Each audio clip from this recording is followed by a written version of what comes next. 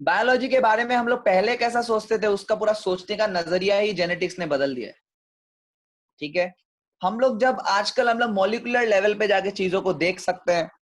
Molecular level पे चीजों को देखने के साथ साथ बहुत कुछ है, बहुत जो इसके साथ और आगे भी हम लोग पढ़ेंगे बाद बायोटेक्नोलॉजी। ठीक है, सब कुछ शुरुआत जो हुआ था जेनेटिक्स के थ्रू ही हुआ था। और जेनेटिक्स में हमको बेसिकली 2 चैप्टर पढ़ना है। ठीक है, दोनों चैप्टर ही इंपॉर्टेंट है बच्चों, we can not ignore these 2 chapters. Medical entrance में लास्ट ईयर में शॉकिंगली 12 क्वेश्चंस आए थे ये 2 चैप्टर से। आउट ऑफ 90 क्वेश्चंस, तुम इमेजिन करो बायोलॉजी में 38 चैप्टर्स है, उन 38 चैप्टर से 90 क्वेश्चंस के आसपास आता है। एवरेज निकालोगे तो एक चैप्टर से 2 या 3 क्वेश्चन आना चाहिए, एवरेज निकालोगे तो। लेकिन जेनेटिक्स से उन्होंने 6 क्वेश्चन दिया फ्रॉम द फर्स्ट चैप्टर जो तुम्हारे सिलेबस में है, principles of inheritance and variation, और एक चैप्टर है मॉलिक्यूलर बेसिस ऑफ इनहेरिटेंस। हम लोग पैरेलल पढ़ेंगे एक के बाद एक। ठीक है, एक साथ नहीं, one after the another, not parallel, one after the another will study. ठीक है, तो सबसे पहले हम लोग शुरुआत करते हैं, हेडिंग डाल देना नया चैप्टर, प्रिंसिपल्स। ये मेरा स्क्रीन कभी कभार बहुत दिकदारी है, एक सेकंड रुक जाओ। Principles of inheritance and variation, रुक जाओ।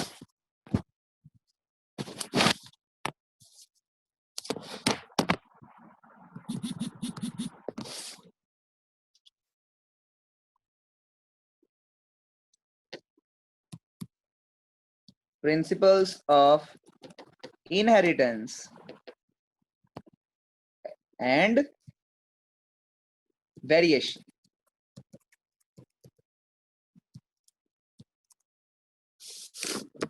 ठीक है, शुरुआत सुनो कहां से हुआ। शुरुआत कहां से हुआ? शुरुआत एक व्यक्ति से हुआ जिनका नाम है, पहले आज पहला क्लास है तो मैं थोड़ा बहुत कहानी सुनाता हूँ तुम लोगों को। ठीक है, थोड़ा दादाजी से कहानी सुन लो। दादाजी जो है कहानी सुनाएंगे, थोड़ा कहानी सुनो। सबसे पहले शुरुआत इसका हुआ था, एक बंदा था, आदमी था, टीचर था, फादर था। फादर समझते हो ना, चर्च में जो पंडित जी, चर्च का पंडित जी बोल दो, चर्च का मौलवी बोल दो, father. Actually Gregor Johan Mendel उनका नाम है, मेंडल। ठीक है, Gregor Johan Mendel is the full name.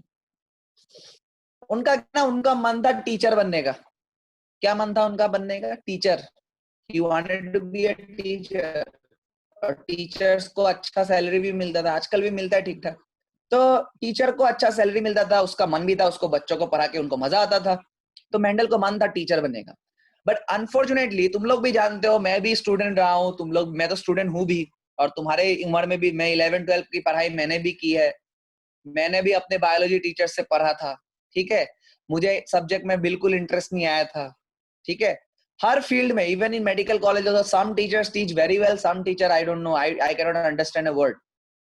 ठीक है, इसलिए जो मेडिकल स्टूडेंट्स है वो लोग भी बेहतर, हर कोई चाहता है बेहतर टीचर की तलाश में, सब्जेक्ट का नॉलेज ताकि और अच्छा हो उनका। तो everyone wants a good teacher, no doubt about that.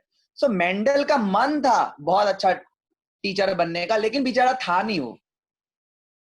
ठीक है, तो उसका एक दोस्त ने बोला था उस पर्टिकुलर टाइम में कि सो एंड सो कंट्री में जाओ, आई थिंक ऑस्ट्रिया में था या कहीं पे था, जो भी हो, मुझे अभी एग्जैक्टली वो कंट्री याद नहीं, ऑस्ट्रिया था या हंगरी था, आई डोंट रिमेम्बर।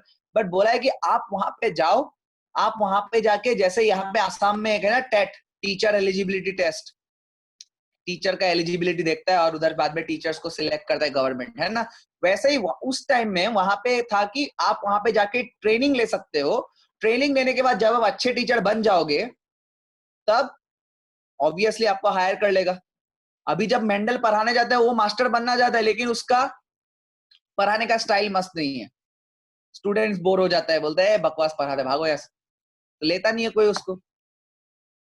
सही की गलत? अभी तुम लोग अगर सारे लोग मिल करके प्रोटेस्ट कर दो कल को कि सर को तो पढ़ाना आता नहीं है, हम लोग नहीं पढ़ेंगे, तो मैं क्या कर सकता हूँ? मैं कुछ नहीं कर सकता हूँ। सही की गलत? वैसे ही मेंडल के साथ भी ये कहानी चल रहा था। वो तो पढ़ा, वो अभी बंदा का मन है टीचर बनने का, लेकिन स्किल नहीं है। And teaching is a skill बेटा, टीचिंग जो है वो एक आर्ट है। टीचिंग कुछ कोई साइंस या कॉमर्स नहीं, it's completely an art. Okay, teaching depend करता है from teacher to teacher. Okay, कि कुछ स्टूडेंट्स ऐसे भी होंगे जो बहुत ज्यादा कनेक्ट कर जाएंगे एक टीचर के साथ, भले ही उसको बाकी का 99% जो स्टूडेंट्स है उनको लगेगा अरे ये तो बोरिंग टीचर है, कहाँ आता है इसको कुछ पढ़ाना। तुम लोग भी खुद नोटिस किए होगे कभी अपने लाइफ में, कोई टीचर जो है पूरा, बाकी का कोई तुम्हारे दोस्त लोग को वो टीचर पसंद नहीं, लेकिन तुमको मजा आ रहा है यार उनका क्लास करके, पता नहीं तुमको कैसे मजा आ रहा है। और कोई कोई टीचर में ये स्किल भी होता है कि they can attract the students, because it's an art. I am telling you कि टीचिंग इज एन आर्ट। मैं हमेशा बोलता हूँ कि अगर तुमको, और मैं जब किसी टीचर के साथ बात करता हूँ, I tell them one thing कि अगर स्टूडेंट्स को तुमको पसंद करना है तो एक ही तरीका है कि तुमको स्टूडेंट के रेस्पेक्ट में सोचना पड़ेगा। तुम ये नहीं सोच सकते कि मैं टीचर हूं, मुझे आता है तो मैं ऐसा बोल दूं और बच्चे लिख लेंगे, बच्चे रट लेंगे, एग्जाम में पास हो जाएगा, तो वो टीचिंग भी अच्छा नहीं है, वो टीचर भी अच्छा नहीं है। अगर वो टीचर ये सोचे कि मैं स्टूडेंट हूं, मैं स्टूडेंट हूं, बहुत टीचर्स है, मैं खुद के बारे में नहीं बोल रहा, बहुत टीचर्स है ऐसा, I am not saying there are many good teachers in India, जो ये सोचता है फिजिक्स में, केमिस्ट्री में, मुझे मिला है, मैं पर्सनली भी मिल चुका हूँ ऐसे टीचर्स से, तो they are very good at their respective field, कि उनको पता है कि जो वो स्टूडेंट के पर्सपेक्टिव से सोचते हैं। वो मैंने चीज नोटिस किया है कि जो टीचर इंटरेस्टिंग पढ़ाता है ना, वो ऐसा सोचता है कि अगर मैं स्टूडेंट होता और मुझे ये सम करना आता हो, फिजिक्स का कोई सम है, केमिस्ट्री का कोई सम है, या फिर बायोलॉजी का कोई कॉन्सेप्ट है, तो अगर मैं स्टूडेंट होता तो मुझे किस प्रकार से समझ में आता। ऐसा जब लिंक क्रिएट करता है ना, तो वो बंदा अच्छा टीचर बनता है। खैर हम लोग मेंडल पे आते हैं, तो मेंडल में वो क्वालिटीज था नहीं, लेकिन क्वालिटी ट्रेनिंग के लिए उसको उसके दोस्त ने बोला तुम ये फॉरेन कंट्री जाओ। अब मेंडल बेचारा गरीब आदमी, ऐसा गरीब आदमी कि वो अगर इंडियन आइडल के ऑडिशन में जाए तो क्या नाम है, नेहा कक्कर रो दे, नेहा कक्कर ही नाम था ना वो जो रोती रहती है, तो वो रो दे, जज रो दे, मतलब बहुत गरीबी में जी रहा था बेचारा। अब तो वो फॉरेन कंट्री जाने का उसके पास ना औकात है ना कुछ है, तो क्या करे अब। तब उसके दोस्त ने आइडिया दिया कि मेंडल जी आप एक काम करो, आप बाइबल पढ़ो, बाइबल पढ़ के बाइबल का अध्ययन करो, बाइबल का प्रचार करो, और आप चर्च में जाकर के फादर ही बन जाओ, चर्च में जाकर के फादर बन जाओ। आप जब फादर बन जाओगे चर्च में, तो चर्च आपको पैसा देगा, चर्च आपको पैसा देगा, अच्छा अमाउंट का एक सैलरी देगा। फादर्स लोग का सैलरी होता है ना, चर्च पैसा देता है, वो जो कम्युनिटी से पैसा वो लोग निकालता है, जो जो चर्च में आता है वो लोग अपना अपना चैरिटी देते हैं, और वो उन पैसे से चर्च में धर्म के काम में वो लोग पैसा को लगाते हैं। सही है। तो मेंडल ने बोला अच्छा ठीक है, मेरे पास तो अब चॉइस नहीं, माँ बाप तो पैसा दे नहीं सकता, उतना पैसा तो है नहीं माँ बाप के पास, मैं भी कमा नहीं रहा हूँ, तो मेरा सपना कैसे पूरा होगा, तो मैं चर्च में फादर ही बन जाता हूँ। लेकिन ये करते करते क्या हुआ ना, उसका वो टीचिंग वाला ड्रीम धीरे धीरे चला ही गया इन्हें, क्योंकि वो जब देख रहा था कि उसको बाइबल पढ़ते हुए उसको थोड़ा शायद क्या बोलते हैं उसको, आध्यात्मिक स्पिरिचुअल जो लाइफ था उसको ज्यादा पसंद आने लगा वो, तो ही डिसाइडेड कि मैं शायद नहीं करूंगा, मुझे चर्च में मजा आ गया, पैसे भी अच्छे मिल रहे, और मुझे मतलब मैं भगवान का नाम ले रहा हूँ, I am happy reading the name of the Lord, Jesus का बारे में पढ़ के बाइबल में प्रचार करके लोगों के साथ हैप्पी। वो धीरे धीरे गिव अप भी कर दिया, बट उसका दोस्त का सजेशन पे वो फादर बना था। ओके, उसका मन नहीं था फादर बनने का, बाद में इंटरेस्ट आ गया उसको, अलग बात है कि उनको पसंद आ गया ये चीज कि चलो धर्म का काम करते हैं, लोगों की सेवा करते हैं, लोगों के साथ मीटिंग्स करते हैं। He was happy with that. इस दौरान देखो चर्च में क्या होता है, तुम लोग में से कोई क्रिश्चियन है क्या, कोई है तो चैट बॉक्स में बताओ, उनको ज्यादा रिलेट कर पाओगे। चर्च में if you Catholic, specially Catholic, I am not talking about Protestant, Protestant लोग भी करते हैं, चर्च का कम्युनिटी होता है, एनीवेज, तो वहां पे क्या होता है, no one, okay no one then no one, anyways if you have Christian friends you can ask them that there is a उनमें कम्युनिटी में क्या होता है ना कि जो पैसे वैसे इकट्ठे होते हैं, और चर्च में भी जो जो काम होता है, मान लो साफ सफाई का काम हो गया, जीसस का स्टैचू लगाना हो, नया बाइबल्स खरीदना हो, लोगों में थोड़ा बहुत चैरिटी करना हो, तो ये काम जो होता है ना वो डिवाइड कर लेते हैं कि मान लो उस चर्च में 3 फादर है, पास्टर है या जो भी है, और एक बंदा है जो मान लो, या फिर 5-6 वो है जिसको हम लोग नन बोलते हैं, those who serve the church. तो वैसे ही हम लोग 5 नन है, 2-3 पास्टर है, तो लोग अपना काम डिवाइड कर लेता है, चर्च का कमिटी का लोग काम डिवाइड कर लेता है। तो मेंडल भी फादर था, वो तो चर्च का ही आदमी था, तो उसको भी काम मिला था। क्या काम मिला था उसको, कि चर्च का जो बगीचा है उसका जिम्मेदारी आपका, बगीचा को साफ करना, बगीचा में नए नए पौधे लगाना, वो आपका, ठीक है। और उस दौरान मेंडल को मटर का मटर का बीज दिया गया, सीड्स दिया गया, गार्डन पी का।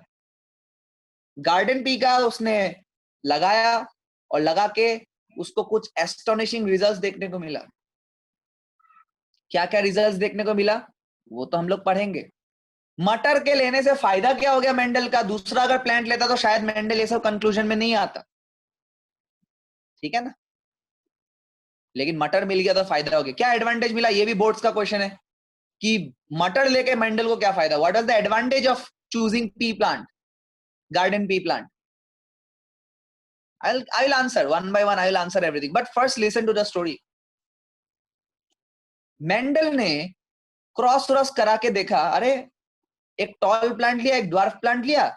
मैंने जब इनका क्रॉस कराया तो सभी के सभी टॉल आ गए यार बच्चे, ड्वार्फ तो आया ही नहीं। फिर मैंने जब उनका नेक्स्ट जनरेशन का देखा, मतलब दादाजी जो था वो लंबा था, दादी माँ जो थी वो नाटी थी, हाइट कम था उसका, ठीक है, शॉर्ट था। उनका क्रॉस कराया तो पापा जो निकल के आया, पापा टॉल आया, पापा मम्मी या जो भी आया, पापा और अंकल चाचा जो लोग भी आया, प्लांट के रेस्पेक्ट में बोल रहा हूँ, वो सब टॉल आया। फिर इनका जब सेल्फ फर्टिलाइजेशन हुआ तो नेक्स्ट जनरेशन में हम लोग का जनरेशन जो आया, मतलब मटर के कॉन्टेक्स्ट में समझो, वो क्या हुआ, उसमें मेजोरिटी टॉल था, लेकिन वो दादी का जो शॉर्ट वाला कैरेक्टर था वो भी आ गया। तो मेंडल ने अपना ऐसे बहुत सारे कैरेक्टर्स लिए, अलग अलग कैरेक्टर लेके वो क्रॉस करा करा के वो खाली अपने नोटबुक में वो नोट करता था ये चीज कि मैंने इस साल 100 मटर के पौधे उगाए, 100 मटर के पौधे में मैंने क्रॉस कराया, ये रिजल्ट आया, ठीक है। मैथमेटिकल एनालिसिस करता था वो कि 100 में से कितना लंबा आया, कितना नाटा आया, किसका सफेद फ्लावर है, किसका वायलेट फ्लावर है, किसका क्या है क्या नहीं है, जो अलग अलग कैरेक्टर्स उसने लिया, हम लोग पढ़ेंगे सबके बारे में। वो कैरेक्टर्स लेने के बाद उसने एक कॉपी में लिख दिया, और लिखने के बाद उसने लास्ट में एक बार सोचा कि कुछ ना कुछ है।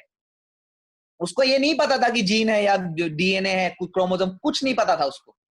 वो सब बातें तब तो कोई सोच भी नहीं सकता था उस जमाने में। ये 1850 का बात है, 1850, ठीक है, लगभग 200 साल पुराना बात, 180 200 ऐसा। वो सोच भी नहीं सकता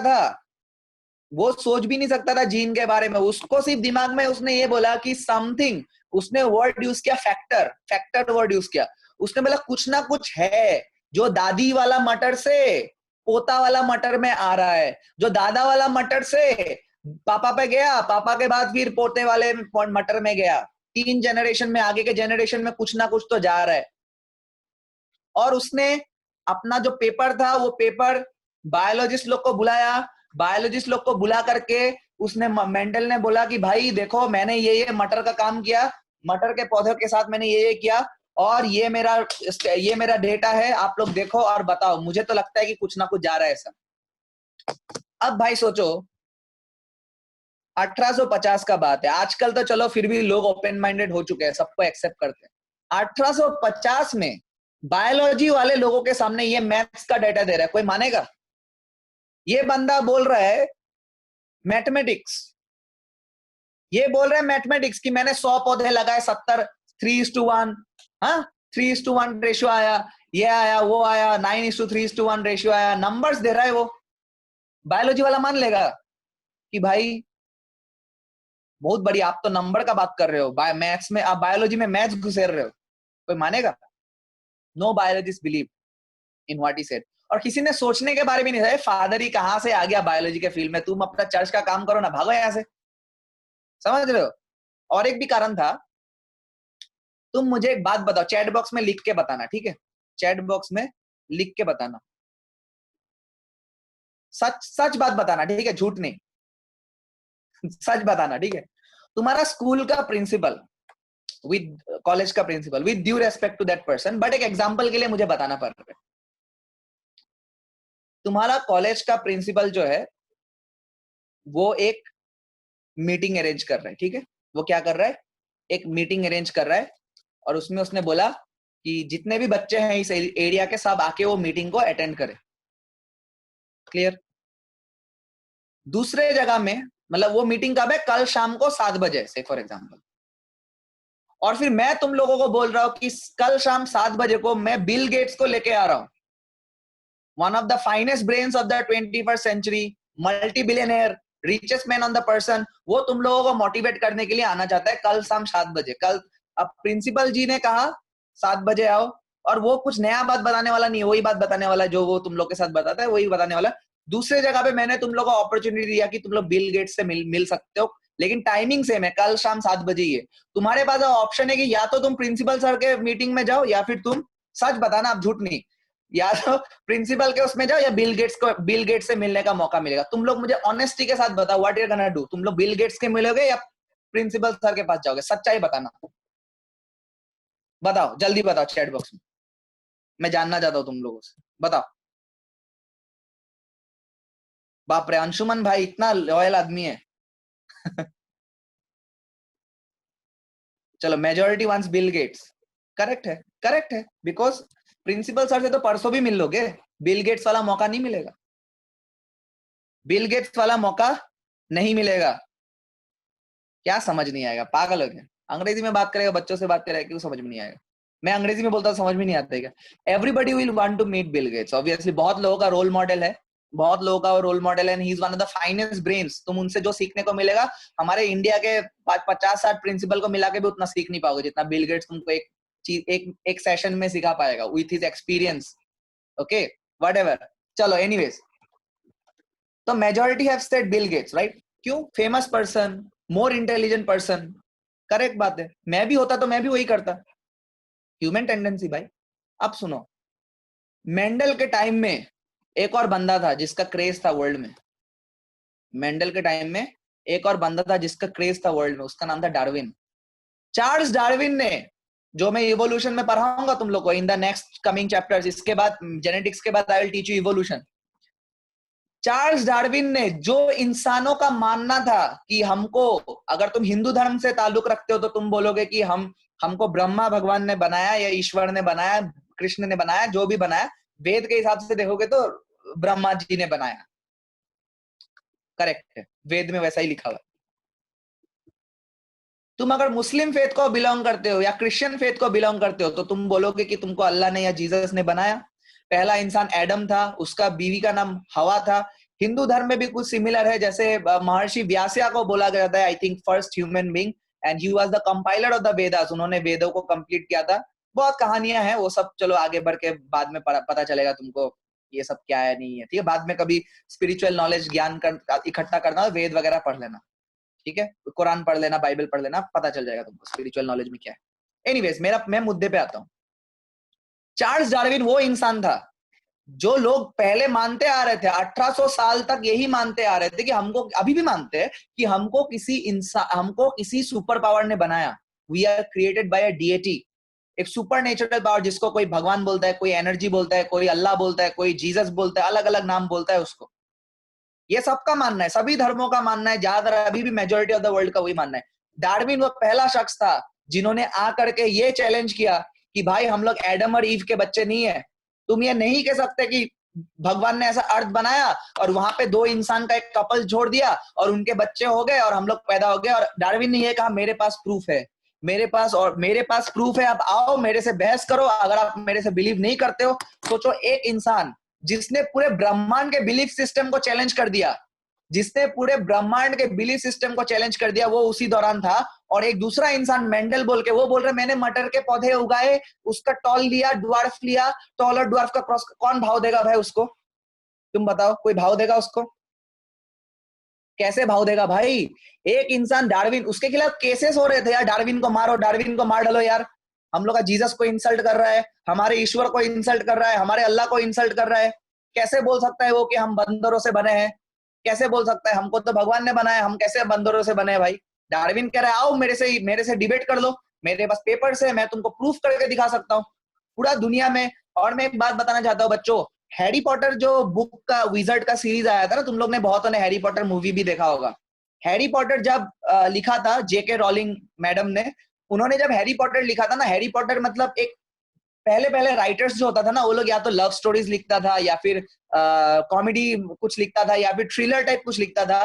पहली बार एक राइटर आई थी जिसने एक अलग वर्ल्ड क्रिएट करने का ट्राई किया कि हमारे बीच में विजर्ड है, जादू करने वाले लोग हैं, वो लोग ऐसे ऐसे दिखते हैं, ये होता है, ये एपिसोड में ये होता है, उसमें से एक का नाम हैरी पॉटर है। Okay, different kind of things she wrote in that book. तो लोगों को वो बुक बहुत पसंद आया था और it was one of the best seller book. मतलब लाइब्रेरी में आते आते ही खत्म हो जाता था। प्री ऑर्डर होता था कि भाई किताब आएगा मुझे देके जाओ, बस मैंने पैसा एडवांस में दे दिया आपको, किताब आपके लाइब्रेरी में आए मेरे घर में देके जाओ। ऐसा हैरी पॉटर का बुक का डिमांड था। सेम डिमांड डार्विन के बुक का था उस समय। डार्विन ने जो बुक लिखा था जिसमें अपना नेचुरल सिलेक्शन का बात किया, जो हम लोग पढ़ेंगे evolution, we'll talk about Darwinism, don't worry, हम लोग पढ़ेंगे डार्विनिज्म के बारे में। लेकिन मेरा ये कहना है कि डार्विन ने जो बुक लिखा था ना, वो ऐसा बुक था, हैरी पॉटर जैसा फेमस हुआ ना 2000 में, अराउंड 2000, वैसे ही उस लेवल का फेमस था डार्विन का बुक 19 सेंचुरी में, सॉरी 1800s में। डार्विन का लोग पागल था डार्विन के पीछे भाई। डार्विन मेरे उसके लिए बिल गेट्स था। एक तरफ प्रिंसिपल आके बोल रहा है मटर का पौधा लगाया, ये क्या वो किया, और दूसरी तरफ बिल गेट्स खड़ा है बोल रहा है आओ मैं तुमको बता रहा हूँ कि तुमको भगवान ने नहीं बनाया, हम लोग बंदरों से इजाद हुए, बंदर से हम इंसान बने। कैसे बने मैं बताता हूँ, मेरे पास प्रूफ है। समझ रहे हो? तो इसलिए मेंडल ने जो बात बोला था, छोटा बात नहीं बोला था। मेंडल ने जो बात बोला था कि समथिंग फ्रॉम दादाजी से कुछ ना कुछ पापा में गया, पापा से कुछ ना कुछ हमारे में आया, वो कुछ ना कुछ किया है, किसी ने उस पर रिसर्च किया ही नहीं। और मेंडल के मरने के बाद 3 साइंटिस्ट आए, मेंडल के मरने के बाद 3 साइंटिस्ट आए और उन्होंने कहा अरे मेंडल ने जो पेपर लिखा था वो तो सही बात है, कुछ ना कुछ तो है, क्या है बाद में धीरे धीरे पता चला वो जेनेटिक मटेरियल है जिसको हम लोग आजकल डीएनए बोलते हैं। और डीएनए में भी कुछ पार्ट होता है जो इंफॉर्मेशन लेके रखता है, जेनेटिक इंफॉर्मेशन रखता है, जिसको हम लोग जीन कहते हैं, जिसके बारे में हम लोग जेनेटिक्स के सेकंड चैप्टर में पढ़ेंगे। ये था पूरा का पूरा कहानी। समझ में आया क्या सिनेरियो चल रहा था उस टाइम दुनिया में? अभी मैं लिखाने वाला हूँ, बट पहले मुझे बताओ समझ में आया कि नहीं? कहानी समझे क्या हुआ था उस समय? और सोशल मीडिया तो था नहीं भाई कि भाई मैं क्या करूं, मैं काम कर, मेरे को तो भाव नहीं दे रहा है यार,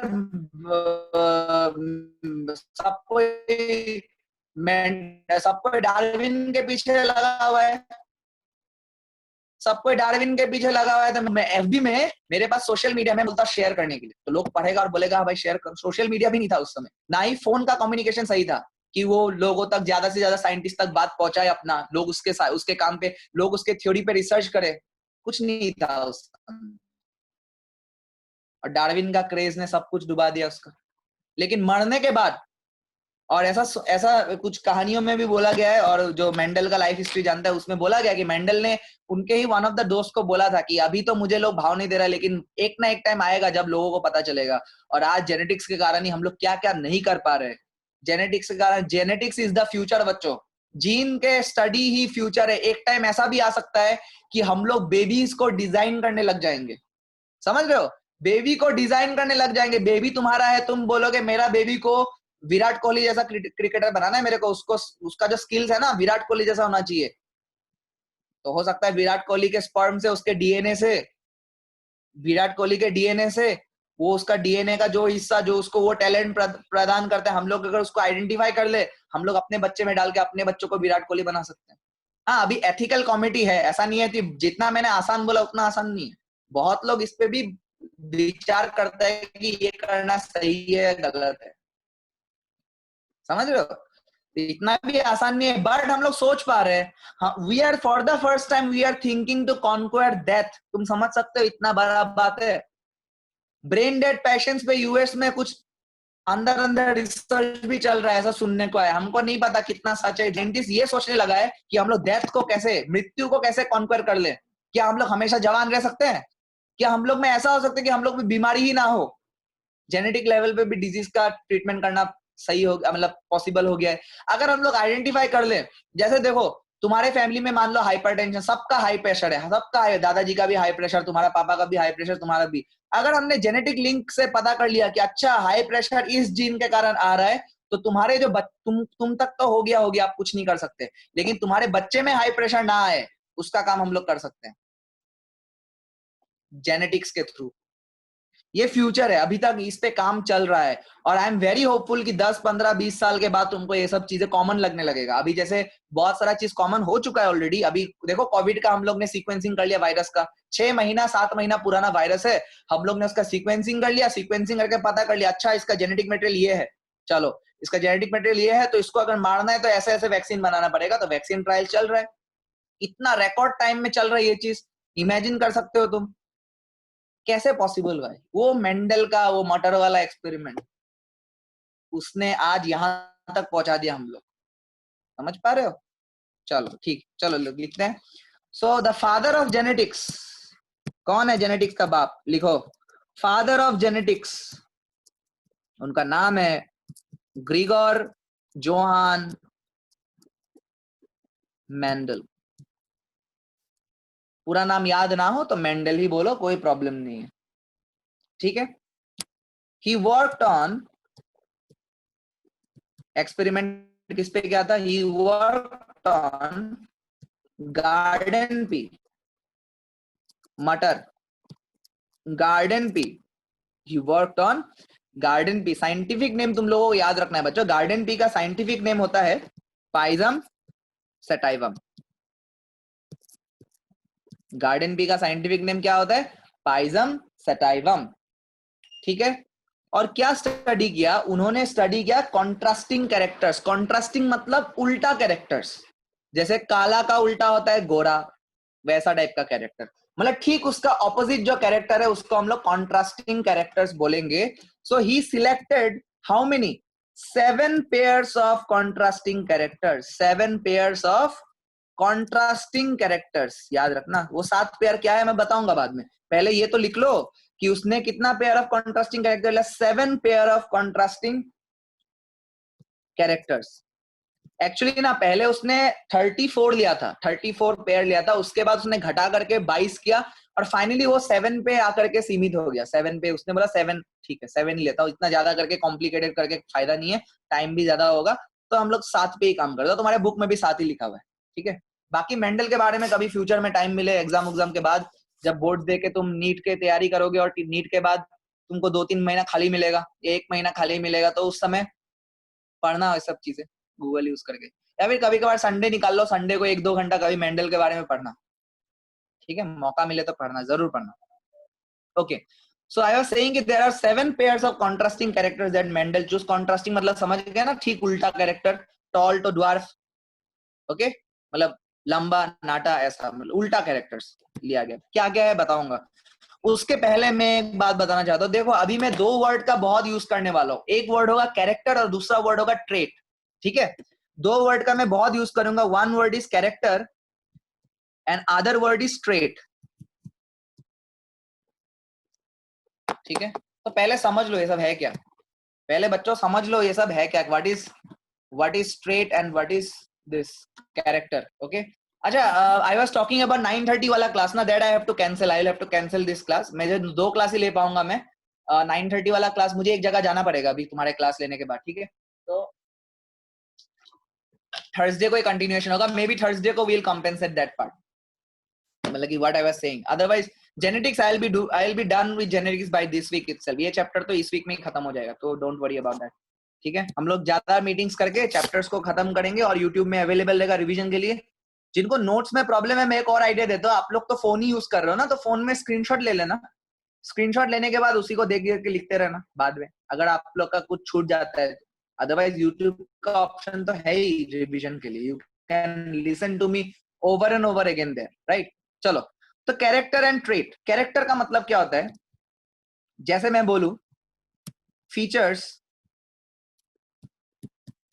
जैसे हाइट, हाइट एक कैरेक्टर हो गया, एक प्लांट का हाइट जो है उसका कैरेक्टर हो गया। ट्रेट का मतलब क्या है? ट्रेट का मतलब है कि जो कॉन्ट्रास्टिंग चीजें हम लोग देख पा रहे हैं, ठीक है, कॉन्ट्रास्टिंग कैरेक्टर्स बता रहा हूं मैं तुमको, अभी समझ में आ जाएगा। कॉन्ट्रास्टिंग कैरेक्टर्स मतलब जैसे हाइट हो गया, हाइट के लिए क्या हो सकता है? टॉल, ड्वार्फ, लंबा, ड्वार्फ मतलब शॉर्ट, ठीक है, लंबा और हाइट कम, नाटा बोलते हैं क्या बोलते हैं पता नहीं, ठीक है, लंबा और नाटा, सो टॉल और ड्वार्फ, ये जो हम लोग ऑब्जर्व कर पा रहे हैं अपने, समझ रहे हो डिफरेंस? अगर मैं बोलूं हाइट, तो हाइट का मतलब होता है कैरेक्टर। अभी हाइट कैसा है, वो लंबा है या नाटा है, वो हो गया ट्रेट। तो ये बेसिक क्लियर कर लो। क्या बोला मैंने?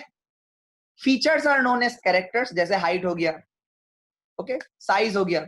साइज में मैं जब बोलूंगा लार्ज साइज, बड़ा साइज, तो तुम बोलोगे सर लार्ज बोल रहे हो ना, तो ज्यादा स्पेसिफिक बोल रहे हो ना, तो वो हो जाएगा ट्रेट।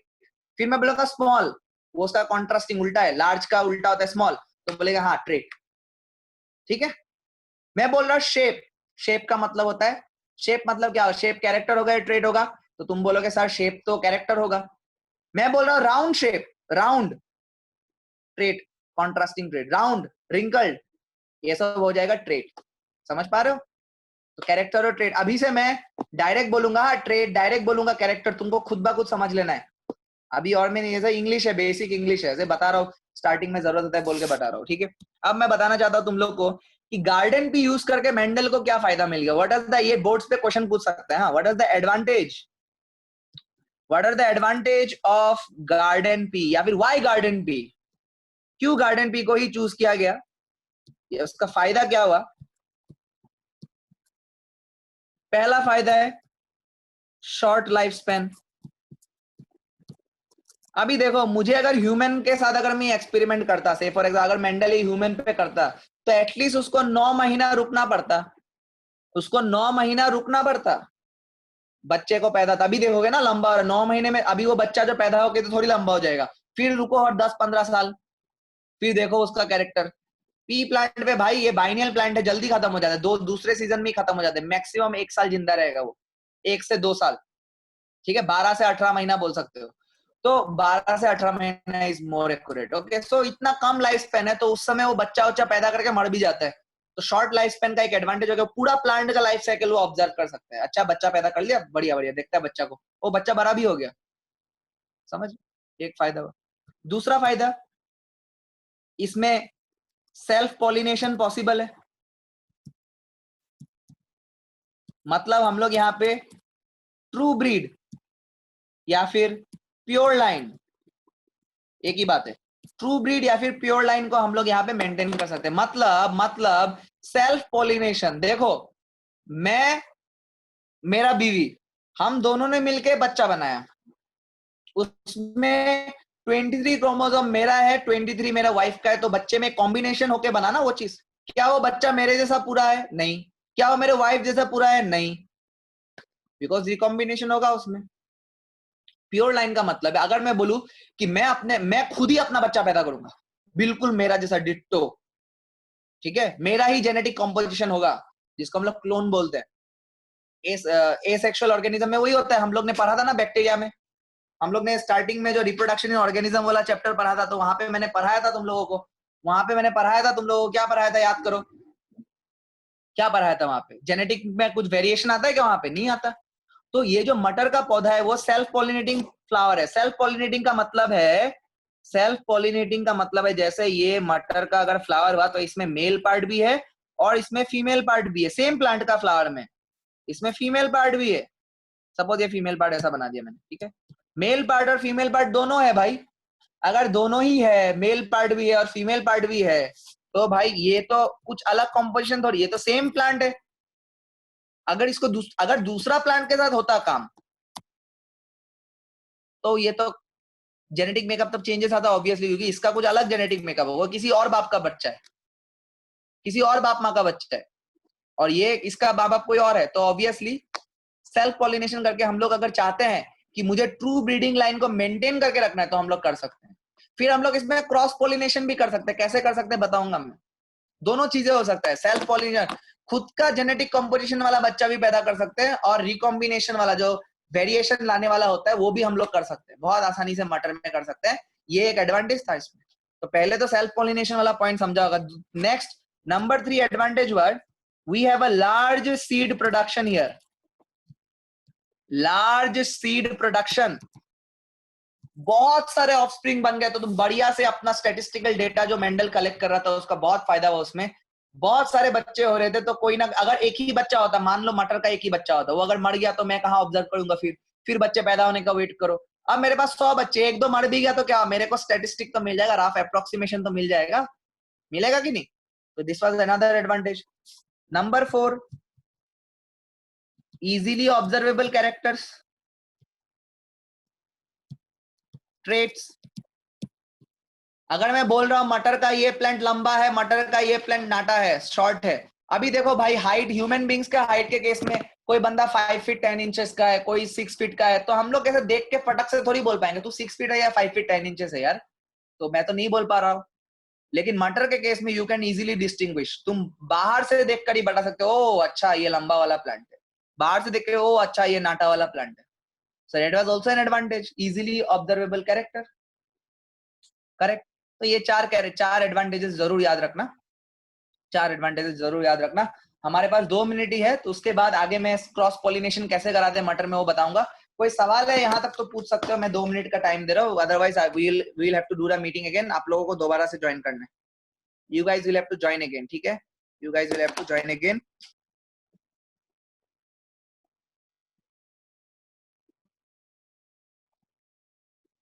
अगर प्लांट्स को अच्छे से न्यूट्रिएंट्स नहीं मिलेगा तो हाँ वो तो, लेकिन वो जेनेटिक रीजन नहीं होगा ना बेटा उसका, विशाल, ठीक है वो होगा, लेकिन वो तो डेफिशिएंसी वाला प्रॉब्लम होगा, वो तो जेनेटिक डिसऑर्डर नहीं है, जीन्स में नहीं हो रहा वो प्रॉब्लम, वो तुम भाई नहीं दे रहे हो सही से खाना तो अलग बात,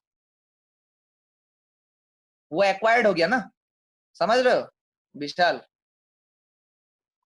हम लोग अभी जेनेटिक्स की बात कर रहे हैं, हम लोग डेफिशिएंसी सिंड्रोम मिनरल न्यूट्रिशन की बात नहीं कर रहे, वो क्लास 11 में है mineral nutrition, that is in class 11।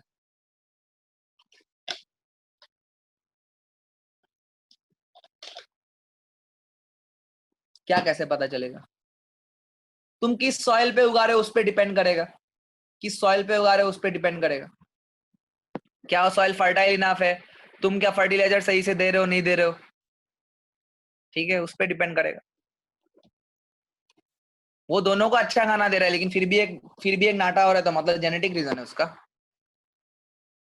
समझ रहे हो? वो जेनेटिक रीजन है, मैं दोनों को खिला रहा हूँ, लेकिन एक बड़ा हो गया एक छोटा हो गया, कैसे होगा? जेनेटिक रीजन, पापा मम्मी से आया है वो।